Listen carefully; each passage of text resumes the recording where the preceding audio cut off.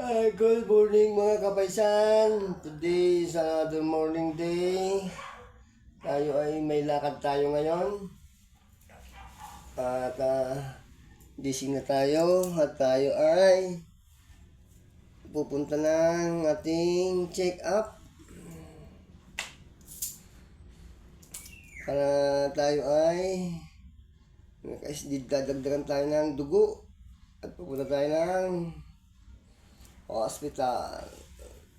Good morning mga kapaisan. Ingat kayo lagi and God bless. Stay safe. Mga pala kapaisan, good morning. Ano tayo dito Dextrose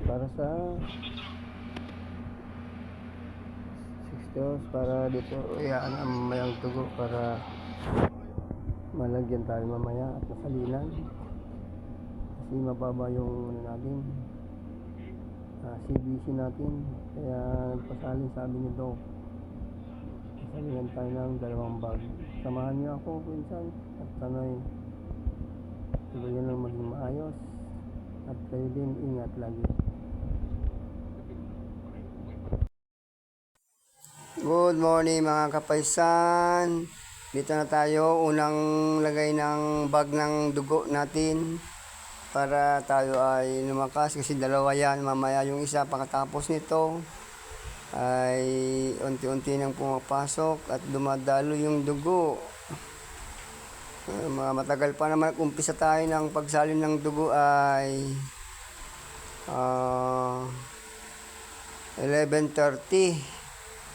Time check natin 11:30. Tingnan natin kung kailan sa matatapos yung pagsalin ng unang dugo hanggang matapos yung pangalawang dugo. Ito pala guys yung ng isang room sa pagsalin ng dugo natin para tayo makarecover. Pray nyo mga kapaisan kasi marami pa tayong gagawin sa buhay para sa pamilya at matulungan pa natin yung ibang nangailangan at para may tayo, makatulong naman tayo sa mga alam kong yung iba nating mga kasamahan na nahihirapan, pati kanilang mga pamilya ay makatulong man lang tayo kahit kaunti. At samahan niyo ako hanggang matapos ang ating pagsalin, ang ating journey sa ating buhay mga kapaisan. Ito dahan-dahan lang natin na maisalin lahat ng unang bag ng dugo.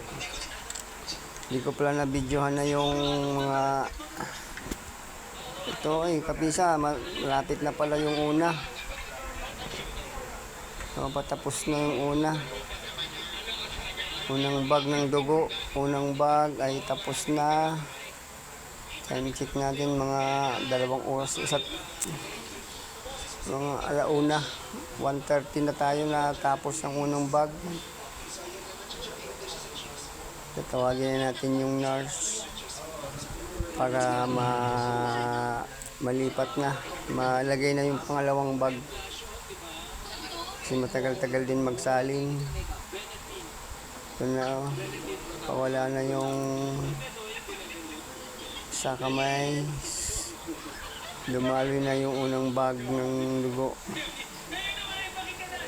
Hintayin nyo na at maya kaunti at isasali, lalagay na yung pangalawang bag kasi 2 bag yung request ni Doc.